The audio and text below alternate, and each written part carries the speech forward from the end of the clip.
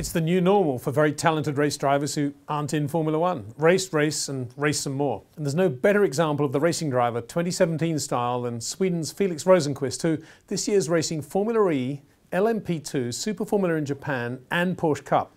The winner of the opening Berlin Formula E race now joins us from Sweden, where I guess he has about 5 minutes to repack his bags and fly to the next venue. Felix, thanks for joining us. So how many air miles are you earning this year? Together with last year, it's a lot.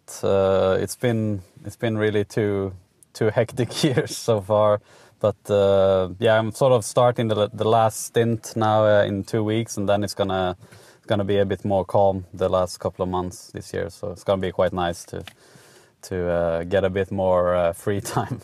Let's talk about Japanese Super Formula. Very competitive series, quick cars, dramatic circuits, local drivers are very fast too.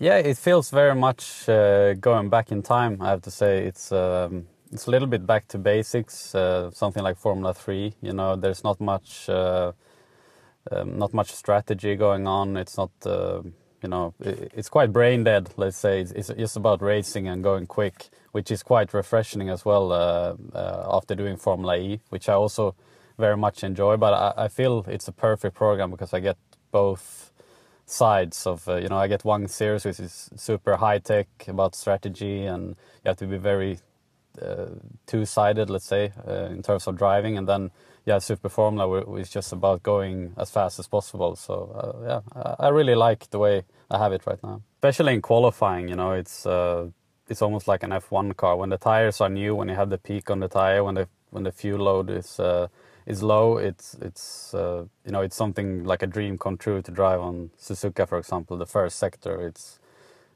just something unreal, and that's also something very tempting for a driver to go there, because you get that adrenaline of driving one of the quickest cars in the world, which is something quite difficult to find for driving a professional race car. You know, let's say it's something similar to GP2, maybe a bit quicker, but GP2 is a junior formula. It's not something that you can do for a living. So I think it's a very unique series. Excellent win for you in Berlin in Formula E, and you should have won race 2 as well.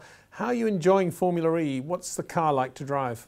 Yeah, thank you. No, it's been a great. It's been better than I could ever imagine going into Formula E. You know, I think as a rookie, going also with a bit of an underdog team, Mahindra Racing, which has, you know, also done a lot of progress. I wasn't really expecting to win races this year, and I would say that Formula E is the absolutely toughest series I ever got thrown into in terms of the technical preparation you need as a driver, the preparation itself before the weekend, the difficulty to drive the cars on the limit. You know, all those factors together just makes it so difficult to win a race, and I think that's what I love about it, that it's so hard to just get a result. And it's like something is always working against you, and you see the level of drivers, and then you look in qualifying how many mistakes they do, and you just can't believe it. And but it's good fun. It's good racing. It really, let's say, a good driver gets a lot of how do you say? You get a lot of reward for being a good driver, and that's in the end what it's all about. It's still, with the regulation that we have, it's not really benefiting some manufacturers more than others because they have more money. So it's quite a good window of where the regulations are at the moment. How was that win received back in Sweden? Where is Formula E now in your perspective? Well, it's, you know, I think it's all about teaching people what it's about. I think people that are more aware of green technology are more open to Formula E. But I can also see on my own fan base that when I started Formula E, people thought like, what is this? You know, they were not really impressed with me driving there, even if it's one of probably the toughest championship you can drive. And but I find over time that people get into it, and my fans now were really, you know, they were really thrilled with me winning a race, which I think if I did it 1 year ago, they would have been like, that's nice, but nothing really special. And I had much more positive feedback, for example, when I joined DTM and when I tested IndyCar to begin with. But now everyone starts to understand it and really appreciate what it is. So that's good that I can see that change. And then you're at Le Mans too with an Oreca LMP2 car. How did that go?